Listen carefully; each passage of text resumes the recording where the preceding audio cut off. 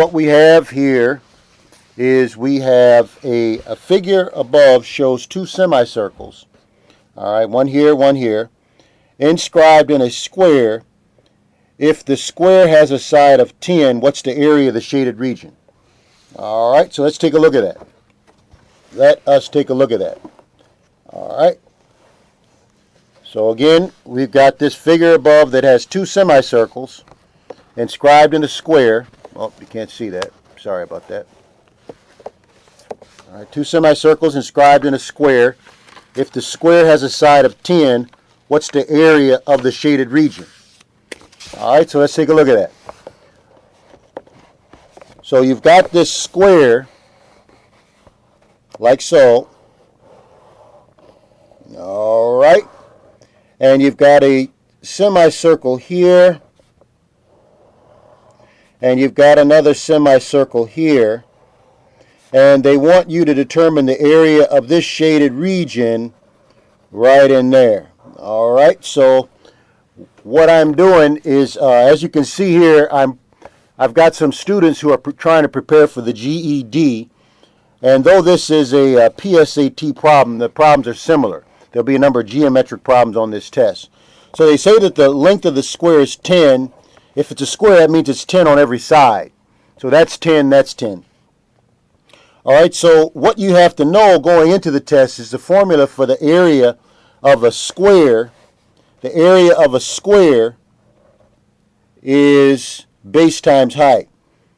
So you've got this square, all right? If you got a square, and then you're subtracting out two half circles. If you got a square and you subtract out two half circles, that's the same thing as subtracting out a whole circle. The problem says that you have two semicircles. Another word for semicircle is half circle. All right, so you've got two half circles, which means you're really subtracting out a whole circle. So that's why I have in words the area of a square minus the area of a circle. The area of a square is the base squared. Well, the base is 10. And then the formula for a circle, you'd have to go into your test knowing that it's pi r squared. Radius, by definition, is the distance from the center to the edge of the circle. So base squared, that's 10 squared, minus pi times the radius of the half circle, which we said was, well, the diameter is 10, the radius is 5, so that's 5 squared. So you have 100 minus 25 pi. You have 100 minus 25 pi. So what that represents, 100 minus 25 pi, that represents the area of both of these regions, because we had a square, that's 100, and then we subtracted out 25 pi. The 25 pi came from the area of the whole circle, and now you have the region left over, this region and this region. The problem only asks for the area of this region up here, so what I do is I divide all of that by 2, and that would give me the area of just one of those. All right, so what we want you to be able to see is that would be D, 100 minus 25 pi over 2. That would be D, final answer. All right, so that is an area problem. I've got more that I'd like to go through. All right, so that was number. Let's look at one over here. All right, on the same page. So you see a lot of geometry on these tests. The GED tests, PSAT tests, ACT tests. All these standardized tests, there's a lot of geometry. And that's what we are studying tonight. One of the things we're studying tonight. Okay, so here's another problem. It reads a circle and a triangle have equal areas. A circle and a triangle have equal areas. If the triangle, I wonder if I can zoom in here. Let's see if I can tighten up on that. Well, maybe not. Maybe not. Used to be able to, can't anymore. All right. So a circle has a triangle. A circle and a triangle have equal areas.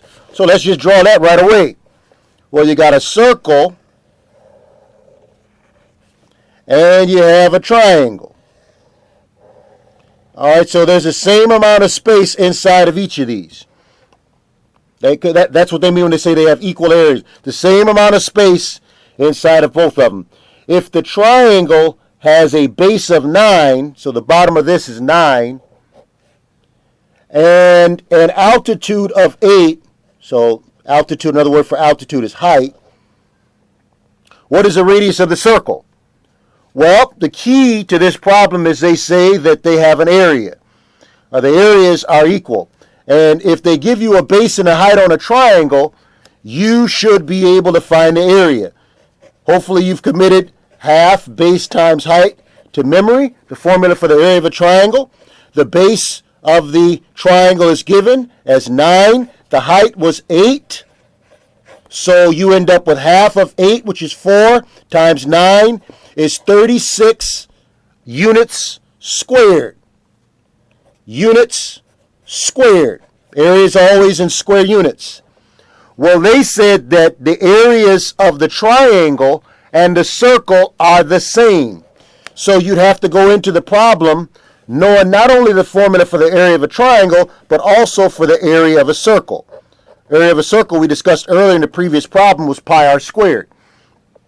So you take that pi r squared, they say, what is the radius?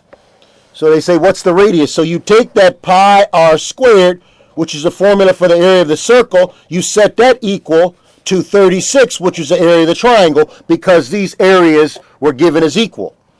All right, so now what you have is you've got to solve for r, which is what they asked for. You divide by pi on both sides. You divide by whatever's next to what you're solving for. You're left with r squared is 36 over pi. And then you take the square root of both sides to get that r alone. You get r is equal to square root of 36. Square root of 36 over the square root of pi. All right? Can't see that. And then the square root of 36 is 6 over radical pi, and that would be your final answer. Final answer there would be C. What is the area of the square if a diagonal is 3 radical 2? What is the area of a square if the diagonal is 3 radical 2? All right, so what we have is we have this square.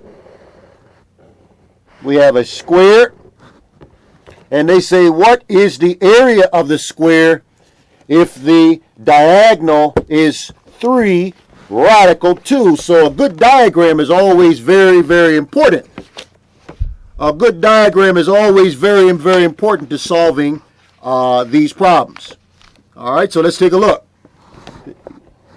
Draw your diagonal, 3 radical 2, and you need the area. All right, so you need to know the base and the height.